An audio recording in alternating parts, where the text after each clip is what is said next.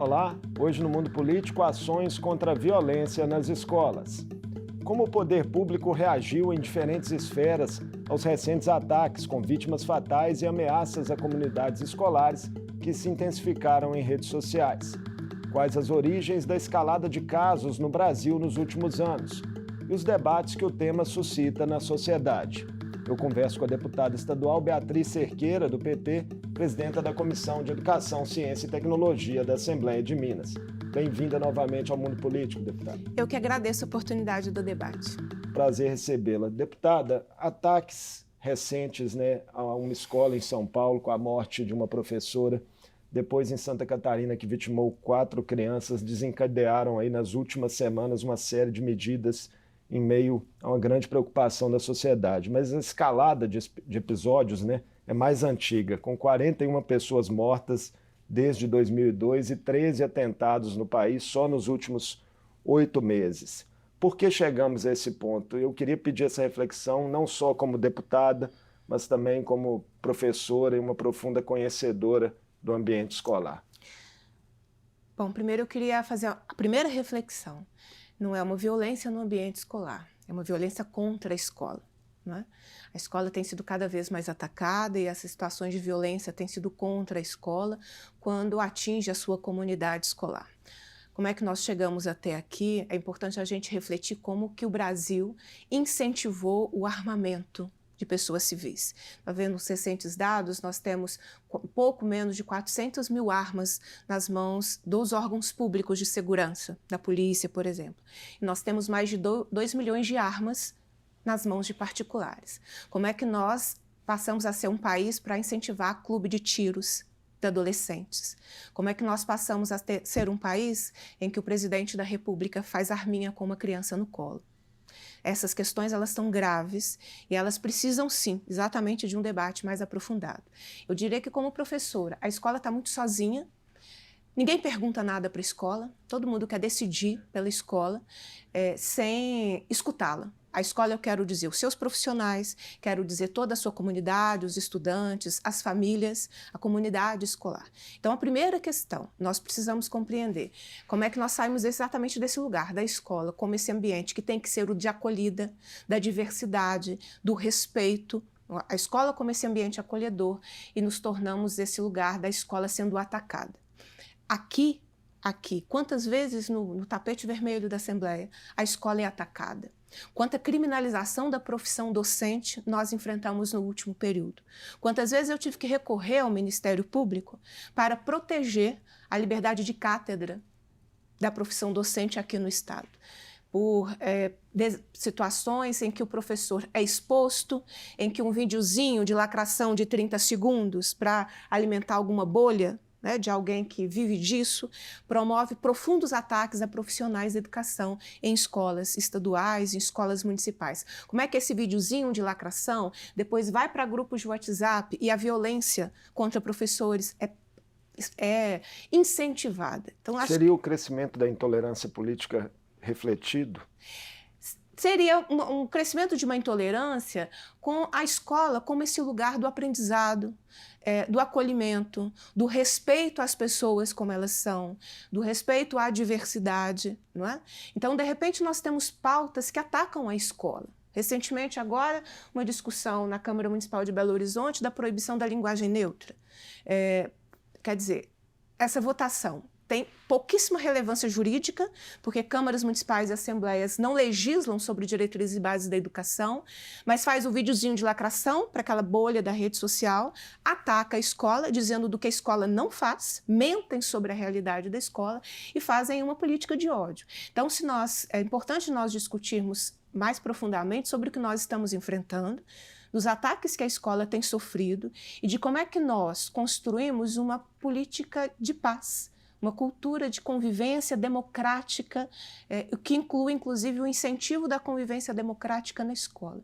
Não tem como você fazer uma convivência democrática na escola se você quer excluir, invisibilizar e apagar determinados sujeitos, que é o que vários desses projetinhos tentam fazer, e dos ataques que a escola vem sofrendo. Então, para debater, para além da superfície desse debate, como é que nós vamos enfrentar o extremismo da extrema-direita que vem aliciando jovens para células neonazistas aqui no nosso país. Porque vários desses ataques têm símbolos neonazistas e a gente fala pouco sobre isso. Por que o dia 20 de abril ele foi tido aí como um dia de ataque contra a escola? Porque é um dia que se relaciona ao nascimento de um nazista.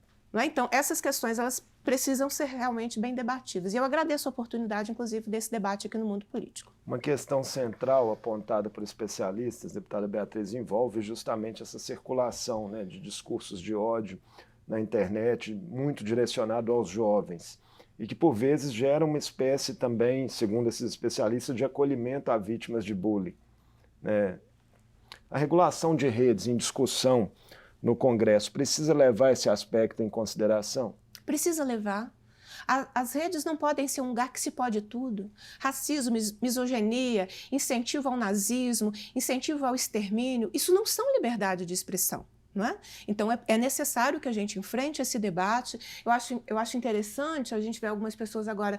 Eu vi todo mundo combatendo fake news em relação à violência contra as escolas. Mas muitos dos que disseram contra isso são aqueles que incentivaram, né, essa onda recente do último período no Brasil, em que você dissemina notícias falsas, manipuladas de acordo com a conveniência de determinados grupos políticos. Então, é um debate necessário e a gente tem que entender que o nosso direito à liberdade não me dá o direito de cometer crimes em nome da liberdade de dizer o que eu quero. E na rotina específica das escolas, da porta para dentro, o que ainda pode ser aprimorado em abordagens preventivas? Na porta da escola. Vou falar de onde eu conheço, que é a escola estadual. Nós não podemos ter a mesma colega que faz a alimentação escolar, que varre a escola, é a que corre para abrir o portão. Então, nós precisamos melhorar a entrada da escola. Está na hora da secretaria discutir um profissional específico, contratado, para este espaço, que pode, inclusive, ter formação junto com outras áreas, porque a questão da violência contra a escola ela vai ser enfrentada com ações intersetoriais. Não é cada um na sua caixinha que nós vamos conseguir fazer esse enfrentamento. Então, se a gente começar da porta da escola, as situações em que as auxiliares de serviço hoje são submetidas, tendo que, inclusive, cuidar de abrir a porta da escola, é um aspecto que a gente precisa se dedicar para ter alguém que cuide dessa entrada. A gente entrou na escola. É preciso que a gente tenha mecanismos que se relacionam aos profissionais que hoje são proibidos de conversar com os estudantes, que são os núcleos de psicologia e assistência social na escola. Hoje a gente tem uma psicóloga para 7, 10 escolas. A psicóloga vai na escola, volta daqui a 10, daqui a 15 dias. Isso é insuficiente. Numa rede de 3.600 escolas, por que o Estado não consegue dedicar uma profissional para cada escola? De uma psicóloga. Nós estamos falando de 3.600 profissionais. Será que é um gasto tão excessivo a ponto de não se justificar por um enfrentamento que precisa de novas medidas? Nós precisamos que esse profissional esteja na escola todo dia para atuar em conjunto. Nós precisamos que as especialistas da educação parem de ser colocadas em atividades meramente burocráticas, porque são tantas planilhas, são tantas coisas que as especialistas precisam preencher para o governo, numa burocracia e numa centralização de informações, que as especialistas têm todo o seu tempo tomado. E elas poderiam estar articulando mais questões que se relacionam ao ambiente escolar. A direção da escola, completamente sobrecarregada. Cada vez mais funções, muitas burocráticas. O grande anúncio do governo aqui, quando veio à Assembleia, foi fazer planilha de entrada, de agendamento prévio, que o diretor tem que agendar previamente a entrada na escola. Não é assim que a gente vai enfrentar a violência no ambiente escolar. Então, a direção da escola, escutar a escola. Né? Fazer procedimentos que envolvam a comunidade para que essa cultura da convivência, a convivência democrática. Mas precisa cuidar da estrutura dessa escola, com essas ações que são muito possíveis, eu não estou dizendo de nada extraordinário, mas que o governo não fez nenhuma delas até o momento. A comunidade também precisa ser ouvida, comunidade escolar, pais, enfim, sem famílias. dúvida. Nós precisamos entender que os problemas, quando a gente fala da escola, a escola precisa ser ouvida. Quando eu vou numa escola, a percepção que nós temos todos, né, é como a escola não é ouvida na decisão daquilo que interfere na vida dela. Então, nós precisamos entender que os estudantes são protagonistas do processo de ensino-aprendizagem, então eles têm esse direito a serem escutados. A gente vai em situações, por exemplo, eu fiz muita visita em relação ao novo ensino médio. O desencanto, a frustração, a avaliação crítica e negativa do que está sendo implementado pelo governo é muito grande. Os estudantes sabem o que eles querem. As famílias, nos seus núcleos, né, precisam ser escutadas e precisa escutar os profissionais da educação. Toda vez que você pergunta para o profissional da educação o que precisa ser feito, ele sabe. Alguns parlamentares na esfera estadual e federal, deputada Beatriz, protocolaram projetos recentes para estabelecer obrigatoriedade de seguranças armados nas escolas. O que a senhora pensa a respeito? Não é isso que vai resolver o problema. Vamos perguntar para a escola, não é? Há várias questões relacionadas à infraestrutura das escolas que, se o governo atendesse, enxergasse a realidade e as diferenças existentes e atendesse a partir dessa realidade, nós resolveríamos muita coisa. O que eu vejo desses projetos é um grande lobby, não é? De empresas privadas que querem ter dinheiro público e viram um grande filé agora, em função das situações de violência contra as escolas, entrarem na escola. Nós não precisamos de uma cultura de armamento. Nós temos as forças de segurança pública que cuidam da segurança da população. Então, essa cultura de mais armamento para combater a violência contra a escola é a cultura que nós vivemos nos últimos 4 anos, gente. Olha o volume de armas na mão de civis, o volume de autorizações que triplicou, quadruplicou, e isso não resolveu nossos problemas relacionados à violência. A Assembleia realizou uma edição especial, deputada Beatriz, do Assembleia Fiscaliza, dedicada ao tema. A principal conclusão de especialistas ali, participantes, foi em torno da necessidade de ações sistêmicas. Como que isso se traduz na prática, esse conceito? Nós precisamos, então, de medidas que sejam de médio e longo prazo. Nós tivemos uma resposta imediata, né, muito relacionada às rondas, às patrulhas escolares, que é uma resposta imediata. Como se traduz em medidas de médio e longo prazo? Então, nós precisamos, o grupo da escola, como é que ele vai atuar e para poder identificar situações podemos ter medidas preventivas. O psicólogo na escola, na minha avaliação, é fundamental. Então, nós precisamos fazer esse debate. Hoje, os núcleos, nós temos pouco mais de 400 psicólogos. Teve uma promessa da Secretaria do Estado em relação a isso, né? Não sei se seria para todas as escolas, mas de ampliar o número. Precisa ampliar para que eu tenha um psicólogo todo dia dentro da escola. Né? Nós precisamos fazer um procedimento que seja de médio e longo prazo na identificação de como essas células extremistas elas têm feito aí o aliciamento dos nossos jovens. Isso, a gente precisa discutir sobre isso. Né? Isso é uma medida de médio e de longo prazo. Como é que nós vamos ter serviços de inteligência que sistematicamente vão atuar exatamente na identificação dessas células neonazistas de modo a que elas deixem de existir? Né?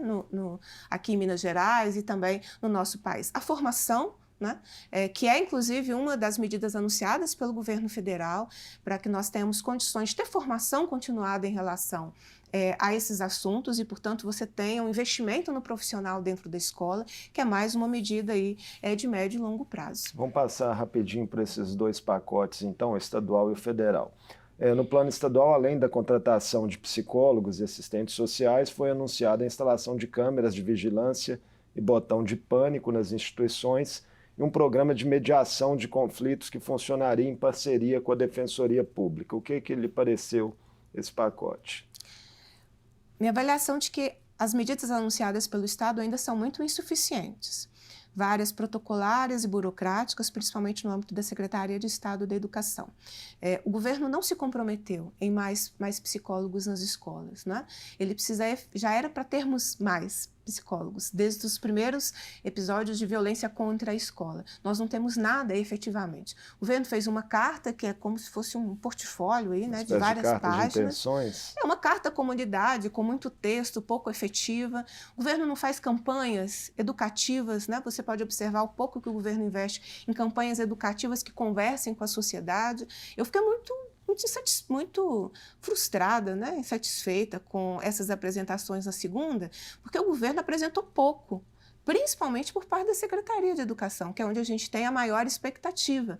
Nós vimos aí execução do orçamento no programa sobre convivência nas escolas, né, que é um programa que já existe há bastante tempo. O governo coloca pouco dinheiro e do pouco que ele coloca, ele executa menos ainda. Né? Se eu não me engano, em 2022, a execução do orçamento foi em torno de 58%. para as medidas, situações excepcionais, que é uma nova realidade que a gente está vivendo, a gente precisa de novas medidas e não ficar dizendo do mesmo que não tem surtido o efeito necessário.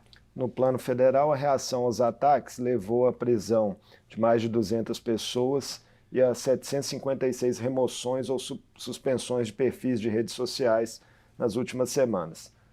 Também em reunião com governadores, o presidente Lula anunciou a destinação de mais de 3 bilhões de reais para a prevenção à violência nas escolas. Como esse recurso deve ser aplicado, na sua visão, prioritariamente por estados e municípios? Bem, quase a totalidade desses 3 bilhões é daquele programa Direto na Escola, não é? Então, essa é uma medida importante porque ela vai... Ela enxerga a escola como protagonista do processo. Isso é muito importante, de modo que a ação local é que vai organizar as melhores medidas. Então, acho que esse é um aspecto importante. O próprio governo federal também anunciou a questão da formação, né? A formação continuada também foi outro aspecto que eu julguei importante, e a gente viu uma articulação desde o Ministério da Justiça, que passa pela... também teve anúncio na área da saúde, que se relaciona à questão da saúde mental, a questão também do anúncio relacionados a núcleos de psicologia. Então, quer dizer, o anúncio do governo federal foi um anúncio bem completo de diversas áreas. Então, acho que esse é um ponto relevante. Na área da educação, na área da saúde, na área da segurança pública, fazendo investimentos não só na Polícia Militar, mas também nas guardas municipais. Então, acho que esse foi um aspecto importante, mas me permita, o mais simbólico foi o presidente da República tratar disso diretamente e chamar os governadores para fazer o enfrentamento da violência contra as escolas. Eu acho que esse é um símbolo importante de uma mudança de comportamento entre o presidente, que incentiva armamento e faz arminha com criança no colo, e o presidente que diz da necessidade da proteção às escolas, considerando aí todo mundo envolvido no processo. Agora, o que nos possibilita que, no âmbito do Estado, nós possamos acompanhar essas medidas, a adesão do governo do Estado aos programas anunciados pelo governo, porque as questões relacionadas à segurança dependem de adesão do governo do Estado para que a gente efetive isso aqui no dia a dia. Muito trabalho para a Comissão de Educação, que também segue mobilizada, né, em relação a outros temas importantes. Sim. Vamos a eles.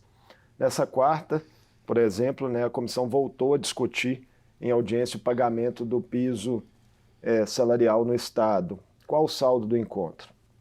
Quantos anos a gente conversa sobre o mesmo assunto, né? Então, vocês imaginam como é que está a vida da professora há anos discutindo o mínimo, discutindo o básico.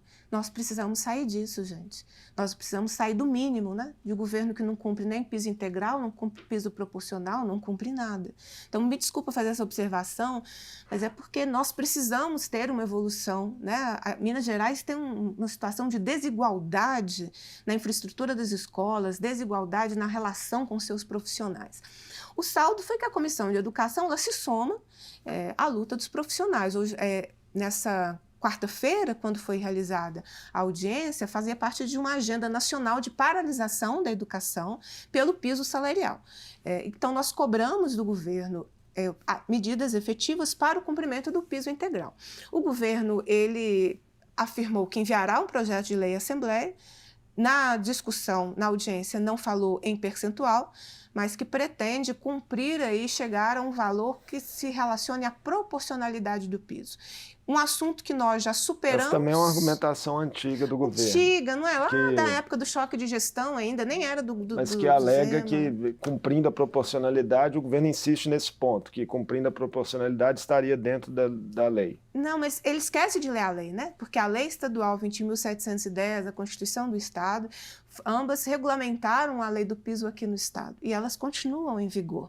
Então, essa distorce, né, a realidade, falando dessa proporcionalidade, quando no Estado a gente tem integralidade. Mas vamos esquecer assim, o debate de proporcionalidade ou de integralidade? Olha só, a categoria luta para ter um piso salarial de R$ 4.420,56. Então, nós estamos falando disso, para uma categoria de licenciatura plena, né? Nível superior de escolaridade. O governo insiste em querer pagar um pouco mais de R$ 2.500. Hoje o governo paga R$ 2.350 para a professora de nível superior de escolaridade.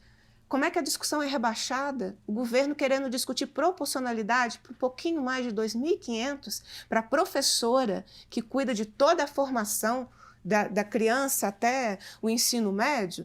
Então, é uma discussão bem rebaixada, que é vergonhosa. Nós estamos falando de estados que cumprem valores bem melhores e que têm menor capacidade financeira. Eu estou pegando, por exemplo, o exemplo do Maranhão, né? Os valores da remuneração lá são de 5 a 6 mil reais para a mesma professora, e que aqui nós estamos falando de 2.350 reais, que é o salário atual.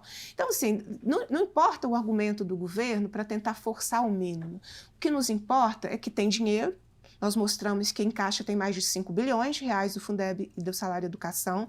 Nós mostramos que todo ano o governo junta dinheiro do Fundeb e não faz o investimento que deveria fazer, porque é no mesmo ano. Demonstramos que no primeiro governo do Zema, ele deixou de investir quase 5 bilhões de reais dos 25%, ou seja, tem dinheiro, não precisa entrar no limite da lei de responsabilidade fiscal, porque o Tribunal de Contas já falou isso. O que nós temos é sempre uma decisão política do governo de fazer uma política mínima, de uma escola mínima, como foi dito recentemente numa audiência da Comissão de Educação. Então, nós nos somamos essa luta da categoria pelo pagamento do piso de R$ 4.420,56. Para fechar nossa conversa, deputada Beatriz, a comissão ainda vai se manifestar em relação ao projeto do governo que integrava a reforma administrativa, e que visa transferir a Fundação Caio Martins da Secretaria de Agricultura para a de Educação. Quais são as principais preocupações em relação à proposta e o que a comissão encaminhou nas últimas semanas em relação ao tema? Esse é outro assunto constrangedor. Alguém consegue explicar como que depois de uma pandemia, com tantas questões, nós acabamos de conversar, né, de situações de violência contra a escola, como é que você fecha escola? Como é que você acaba com uma instituição que trabalha com educação no campo, que trabalha com uma juventude com vulnerabilidade social e que tem um forte impacto nos municípios onde ela atua? É sobre isso a FUCAM. Né? A Comissão de Educação fez audiência pública a respeito, vai fazer uma segunda audiência nesta quinta-feira, dia 27, onde também nós vamos apresentar o parecer. Eu sou a relatora do projeto, meu parecer é pela rejeição do projeto do governo para a extinção. Mas eu chamaria a atenção. Qual é a motivação do governo para extinguir a FUCAM? O que é mais constrangedor? A primeira motivação, as terras da FUCAM. Que na primeira audiência nós recebemos ao vivo a denúncia de que diretores da locadora de carro mesmo, eu não errei no nome não, se reuniu com a direção da FUCAM para ter um levantamento das terras da FUCAM. Aí depois você lê o projeto, os cargos que hoje são vinculados à FUCAM, eles são o mesmo número de cargos que são criados na Secretaria de Governo e na Secretaria de Planejamento e Gestão. Ou seja, o governo está de olho nos cargos de uma fundação educacional e nas terras para uso privado, é bem constrangedor. Né? Então, a Comissão de Educação tem feito o seu trabalho, vai fazer visitas técnicas à Fundação para mostrar à sociedade o que é a Fundação, a sua importância. A primeira, inclusive, vai ser na Fundação Caio Martins, que se localiza em Esmeraldas, agora no mês de maio. Após a Comissão de Educação, o projeto ainda vai passar, né, por outras comissões antes de chegar ao plenário. Deputada Beatriz, muito obrigado por participar conosco aqui do Mundo Político mais uma vez. Eu que agradeço a oportunidade do debate. Eu conversei com a deputada estadual Beatriz Cerqueira, do PT, presidenta da Comissão de Educação, Ciência e Tecnologia da Assembleia. Nosso assunto principal foram as reações do poder público e da sociedade à intensificação de ataques e ameaças a escolas, as origens dessa onda no Brasil e os caminhos para enfrentá-la. O Mundo Político fica por aqui. Obrigado por nos acompanhar e até o próximo programa.